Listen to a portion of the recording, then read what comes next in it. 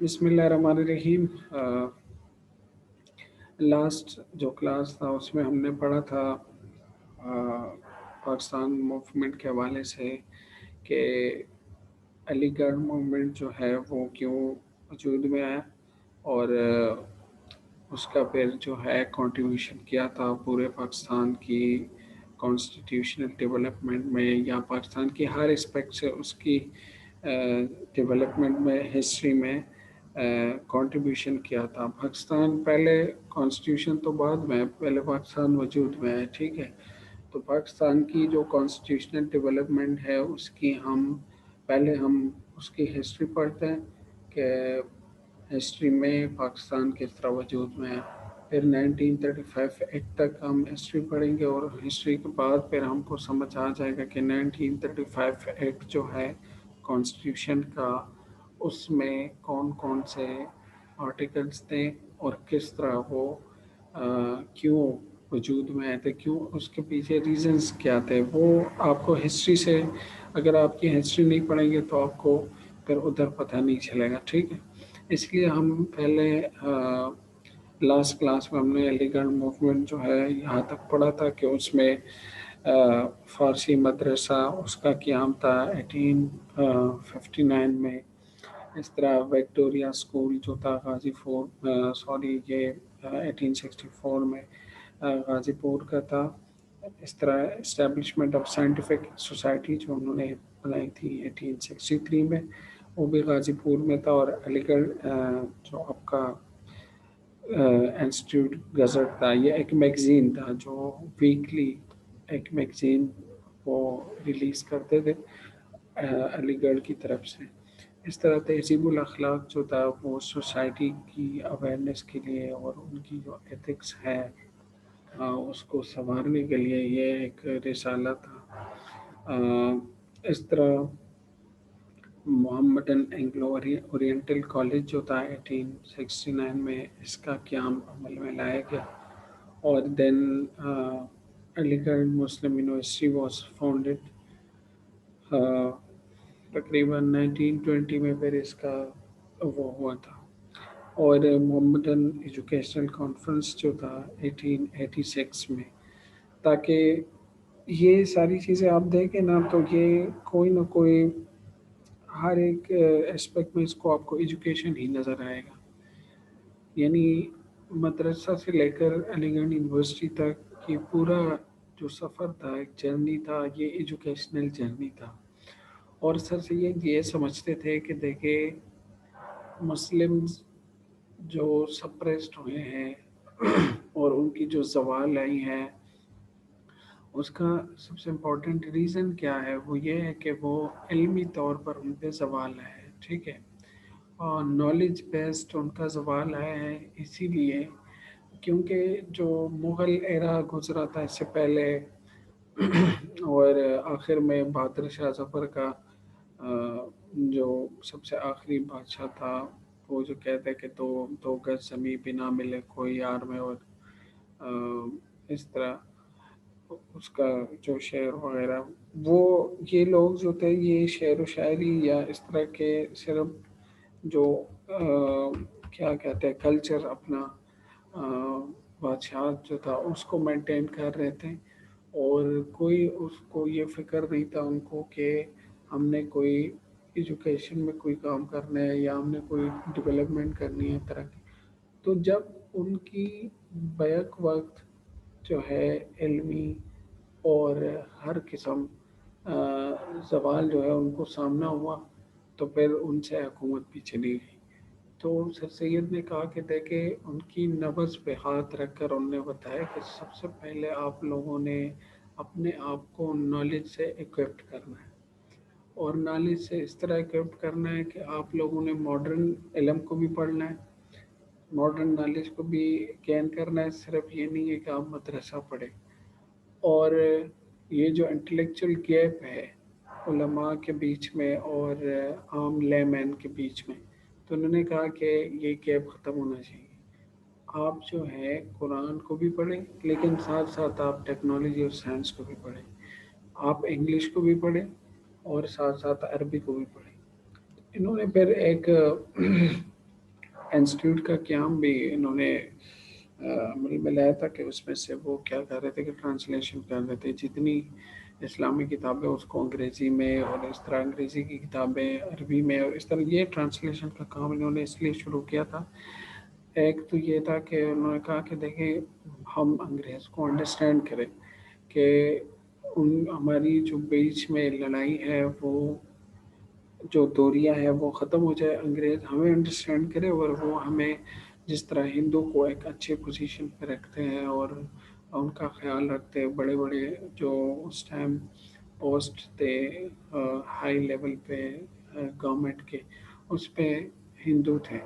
तो उन्होंने कहा कि आपने अपने आप को नॉलेज से इक्विप करके इसी तरह आप लोगों ने जॉब्स में और अच्छी अच्छी जगहों पे आपने पहुंचना है, उसके बाद आपने पॉलिटिक्स में आना है।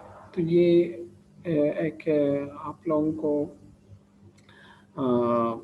ये क्वेश्चन आया था उसमें जो पाक अफेयर का पेपर था, एक कोई 3-4 साल पहले का CSS के पेपर में, उसमें भी है ये क्वेश्चन आया था कि Y Syed was against the participation of Muslim in politics, यानी और इस तरह था कि why he was in the favour of एलोफनेस from politics, वो एलोफ यानी पॉलिटिक्स से दूर होने की हक में क्यों था। ठीक है, तो ये एक इसको हम इस तरह देखते कि वो इसलिए था कि उसने कहा कि सबसे पहले आपने अपने आप को इल्म से इक्विप करके तब आपने पॉलिटिक्स में जाना है। अब अगर आपके पास इल्म ही नहीं है, आपके पास जो है कोई इंटेलेक्चुअल आपका मोरल ही नहीं है, तो आप किस तरह फेस करेंगे अंग्रेज़ को, आप किस तरह जो है हिंदू को फेस करेंगे। आपके पास साइंस ही नहीं है, टेक्नोलॉजी ही नहीं है, तो आप किस बेस पे पॉलिटिक्स करेंगे। ठीक है, तो ये इसके बाद फिर हमने देखा कि पार्टीशन ऑफ बंगाल का एक इंसिडेंट हुआ पाकिस्तान हिस्ट्री में कि ईस्टर्न बंगाल था और एक वेस्टर्न बंगाल था। ठीक है, एक मिनट, एक ईस्टर्न बंगाल था और एक वेस्टर्न बंगाल था। जो ईस्टर्न बंगाल था इसमें मुस्लिम पॉपुलेशन ज़्यादा था, ठीक है, 58%, और जो वेस्टर्न बंगाल था उसमें मुस्लिम की पॉपुलेशन 16% था, कम था। ठीक है, और इस तरह वाइस वर्सा आप कह सकते हैं ईस्टर्न बंगाल सर में अस्सलाम हिंदू। वालेकुम सर। वालेकुम सलाम, प्लीज़ आप सर इसको ये म्यूट आपने करें। सर 2 मिनट सर, एक क्वेश्चन करना है। सर आपने आप एलिगेंट बाद मूवमेंट से में पहले बाद आपने क्या पॉइंट्स बताए थे? ये आप बाद में करें। ठीक है, अभी मैं इसको ख़त्म करके ना उसको वो हमने पोर्टल पे शेयर किया है उसको देखें। ठीक है, ठीक है सर, ठीक है सर। ओके। तो ईस्टर्न बंगाल और वेस्टर्न बंगाल जो था, इसमें ईस्टर्न बंगाल में मुस्लिम पॉपुलेशन ज़्यादा था 58%, और हिंदू पॉपुलेशन जो था वो कम था। ठीक है, और इस तरह वेस्टर्न में मुस्लिम का कम था। तो उन्होंने कहा कि देखें इसको हम डिवाइड करें तो अच्छा होगा, लेकिन जब इसकी पार्टीशन हुई बंगाल की पार्टीशन हुई तो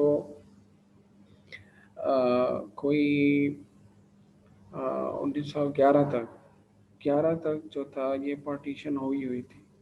लेकिन 1911 में हिंदू ने कहा कि देखिए जो ईस्टर्न बंगाल था ये बड़ा रिच एक आप क्या कह सकते हैं एक रिच सूबा था। ठीक है, इसमें आपकी प्रेस और आपकी जो जितनी इंडस्ट्री थी, बड़े बड़े जो आपके क्या कहते हैं उसको, यानी जितने भी बड़े ऑफिस थे, कंपनीज थे, वो सारे के सारे ईस्टर्न बंगाल में थे।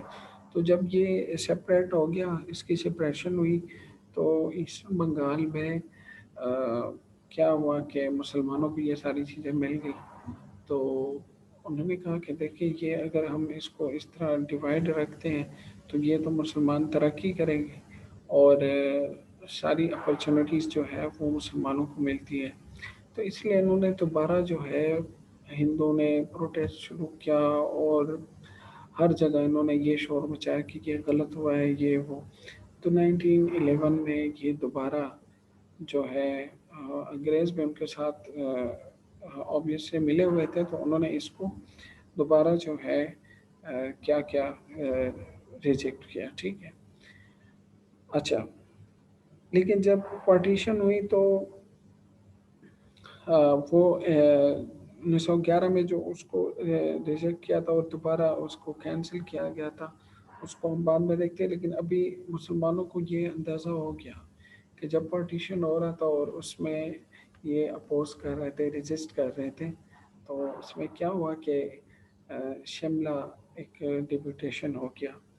آفٹر سپریشن آف بنگال جب ہوا 1905 میں، تو کیا ہوا کہ مسلمانوں نے یہ محسوس کیا کہ they should go for their rights. ٹھیک ہے، کہ ان کو اپنے رائٹس کے لیے جانا چاہیے اور ان کو اپنے رائٹس کو پرزرو کرنا ہے، مینٹین رکھنا ہے اور اس کے لیے لڑنا ہے.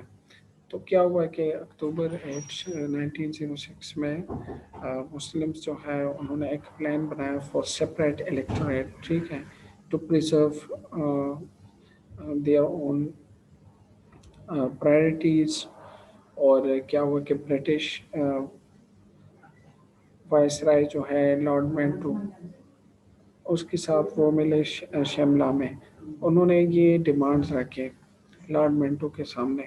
نے کہا کہ پہلی بات یہ ہے کہ دیکھیں آل لوکل اور پروونشل الیکشنز جو ہیں اس میں مسلمس کے اپنے ریپرزنٹیٹیو ہونا چاہیے اور who would be elected by Muslim voter. اس کو کہتے ہیں جداگانہ انتخابات، سپریٹ الیکٹوریٹ اس کو کہتے ہیں. کہ انہوں نے کہا کہ دیکھیں ہمیں اپنے لوگوں کو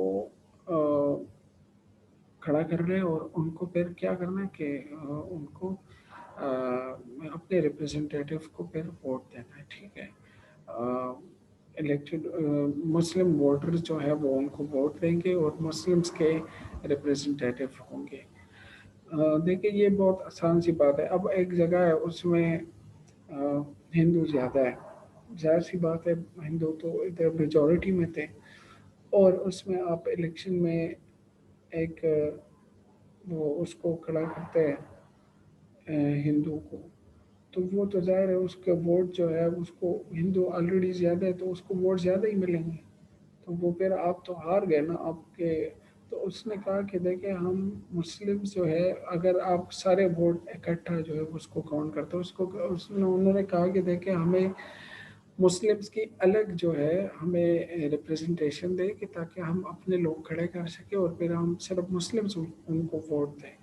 ٹھیک ہے، تو انہوں نے اس طرح ایک ڈیمانڈ ان کا یہی تھا سپریٹ الیکٹوریٹ کا. سیکنڈ انہوں نے کہا کہ دیکھیں in the council Muslims have higher percentage of seat than their percentage of population. اچھا انہوں نے کہا کہ دیکھا ہمارا پاپولیشن جو ہے وہ کم ہے، لیکن آپ لوگوں نے ہمیں سیٹس جو دینے ہیں کونسل میں وہ ہمیں زیادہ دینے، پاپولیشن کی بیس پہ نہیں دینا. وہ تو ہم آلریڈی کم ہے. ٹھیک ہے، تو وہ تو پھر ہمیں اپنے حقوق جو ہے وہ نہیں مل سکتے. ٹھیک ہے.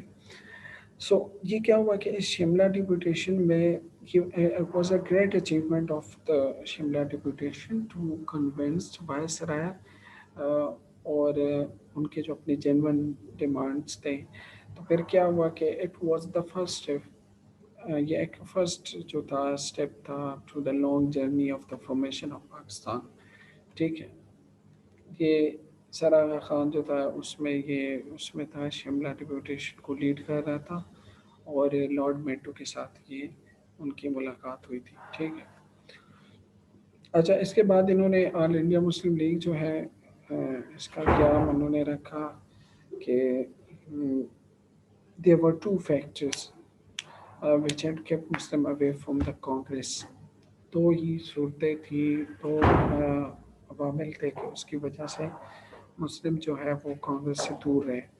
ایک تو یہ تھا کہ سر سید نے کہا کہ دیکھیں you have to stay away from politics. First you have to occupy yourself with knowledge. ٹھیک ہے. اور سیکنڈ کیا تھا کہ ہندو جو ہے تھا ہندو لوگ جو تھے اس time That was against the partition of Bengal. 1905 में उन्होंने resist किया, उन्होंने oppose किया, तो उस वजह से और जितने मुस्लिम्स थे उन्होंने कहा कि देखे we have to revive our history, और रिवाइवल रिलीजियस रिवाइवलिज्म की तरफ वो एक चले गए, और ये उनमें एक हॉस्टिलिटी वो आ गई कि देखें हमें अपनी मुस्लिम आइडेंटिटी को प्रिजर्व करना है, और हमें अपने मज़हब के लिए भी लड़ना है, और ये सारी चीज़ें, तो ये कुछ फैक्टर्स थे कि उन्होंने कहा कि अगर हमने अपनी अलग से वो आइडेंटिटी ना बनाई तो हम जो है गुम हो जाएंगे, ठीक है। फिर क्या हुआ कि 20 दिसंबर में 1906 में एनुअल एक मोहम्मदन एजुकेशनल कॉन्फ्रेंस जिस तरह हुआ उसमें ढाका में हुआ, और फिर नवाब सलीमुल्लाह खान जो थे उन्होंने एक प्रपोजल क्या किया था, प्रेजेंट किया कि एक पॉलिटिकल पार्टी को इस्टेब्लिश करे to safe guard the interest of the Muslim. And then क्या हुआ कि head quarter of all India Muslim league जो था वो लखनऊ में इस्टेब्लिश किया, और सरागा Khan was the first president and the initial members वो 400, ठीक है। मोहम्मद अली जौहर जो था उन्होंने एक कॉन्स्टिट्यूशन लिखा, उसको ग्रीन बुक कहते हैं, जो constitution all India Muslim league का था उसको क्या कहते हैं, ग्रीन बुक कहते हैं, ठीक है। उसमें सारे जो है उसका रोड मैप दिया कि किस तरह हम इस पार्टी को लेके चलेंगे, ये मुस्लिम लीग को, और हमारे गोल्स क्या है और हमारी प्रायोरिटीज़ क्या है। देन सैयद अमीर अली जो था उसने लंदन में 1908 में इसका एक ब्रांच भी उधर भी इस्टेब्लिश किया, ठीक है। अच्छा, what were the objective of the All India Muslim League? The first one is to create among Muslim the feeling of loyalty toward the British government and to remove the misconception and suspicions.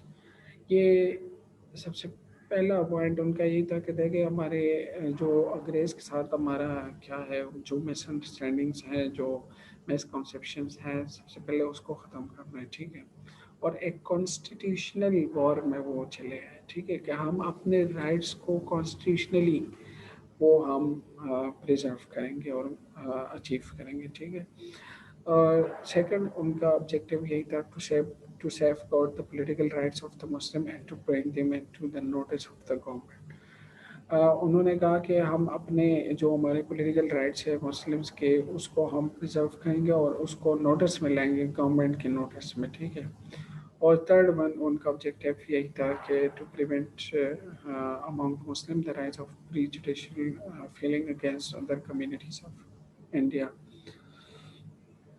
के जो judicial feeling है जितने भी Muslims हैं चाहे या और communities हैं इंडिया में, उसको हम प्रिवेंट करेंगे, ठीक है। अच्छा, इसके बाद फिर क्या था कि ये वो एप्लीकेशन था कि जिसमें 1913 में कायद आज़म ने इसको ज्वाइन किया था मुस्लिम लीग को, ठीक है। तो वो मेंबरशिप का एक एप्लीकेशन उन्हें लिखा था, और अक्टूबर 10 1913 में मुस्लिम लीग को कायद आज़म ने ज्वाइन किया, ठीक है। अच्छा, यहाँ तक हमें ये समझ आ रही है कि अभी कॉन्स्टिट्यूशनल कुछ राइट्स जो हैं उनकी बात शुरू हुई, और मुसलमानों ने अपने कॉन्स्टिट्यूशनल राइट्स के लिए एक स्ट्रगल शुरू किया, ठीक है। तो 1911 में फिर जब क्या हुआ, annulment of the partition of Bengal उसकी मनसूखी जब हुई और वो मंसूख रिजेक्ट किया गया दोबारा, तो तब मुसलमानों को ये अंदाज़ा हुआ कि देखे ये हमारे साथ जो है जुल्म हो रहा है, ठीक है। और इन्होंने अपना जो वो स्ट्रगल है उसको और भी तेज़ कर दिया। लेकिन जब कायद आज़म जो है उसने ज्वाइन किया ना मुस्लिम लीग को 1913 में, तो उससे क्या हुआ कि कायद आज़म जो था वो असल में इस टाइम वो चाह रहे थे कि हम मुसलमान और हिंदू को इकट्ठा करें, इनको एक प्लेटफॉर्म पे ले आए। उसका स्ट्रगल ये था कि हम अंग्रेज़ के ख़िलाफ़ पहले अपने आपस में एक हो जाएं, تاکہ ہم ان سے آزادی حاصل کریں، تب پھر ہم آپس میں ایڈجسٹمنٹ کر لیں گے.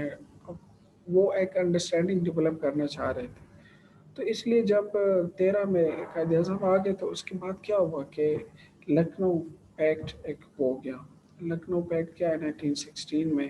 وہ یہ تھا کہ ایک ایگریمنٹ ہو گیا between the Indian national Congress and Muslim League. انہوں نے ایک جوائنٹ سیشن رکھا دونوں پارٹیز نے، اور اس میں 1916 میں اس جوائنٹ سیشن میں انہوں نے یہ بات کی کہ دیکھیں اٹ واز significant موومنٹ. یہ ایک سگنیفیکنٹ مومنٹ تھا اس میں ایک پاکستان موومنٹ کی طرف ٹورڈ سیلف رول. انہوں نے کہا کہ ہم اپنے آپ کو خود گورن کریں گے، کوئی اور جو ہے باہر سے آ کے ہمیں گورن نہیں کرے گا. ٹھیک ہے.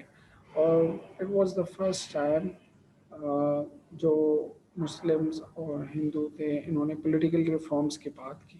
جائنٹ ڈیمانڈ انہوں نے رکھا کہ دیکھیں برٹش کو کہا کہ آپ پولیٹیکلی یہاں ریفارم لے کے آئے، اور مسلم اور ہندو نے اکٹھا جائنٹ ایک سیشن میں یہ ڈیمانڈس رکھے. ٹھیک ہے. پھر مسجد جناح جو تھا وہ جب 1913 میں تو وہ آیا تھا، تو he was a great ambassador of the Hindu Muslim unity. اور اس نے کیا کہا اس موقع پہ؟ انہوں نے کہا کہ cooperation is the cause of اور مدر لینڈ شوڈ بی اور guiding principle. India's real progress can only be achieved by true understanding and harmonious relation between the two great sister communities. انہوں نے کہا کہ دیکھیں کہ ہم نے آپس میں بھی have to cooperate with each other. اور انہوں نے کہا کہ we achieve the true real progress. کب ہم اچیو کریں گے؟ جب ہم ایک آپس میں ایک پیسفل کو ایگزسٹنس اور ایک ہارمونیس ریلیشن اور ایک اچھی انڈرسٹینڈنگ بنا کے ہم آگے بڑھیں گے، تب جو ہے ہم ریئل پروگرس اچیو کریں گے. اچھا 1916 تک پھر یہ سچویشن تھا. ٹھیک ہے. لیکن اس کے بعد جو ہے اس یہ 1914 سے لے کر 1920 تک یہ ایرا جو تھا یہ دراصل فرسٹ ورلڈ وار کا ایرا تھا. ٹھیک ہے.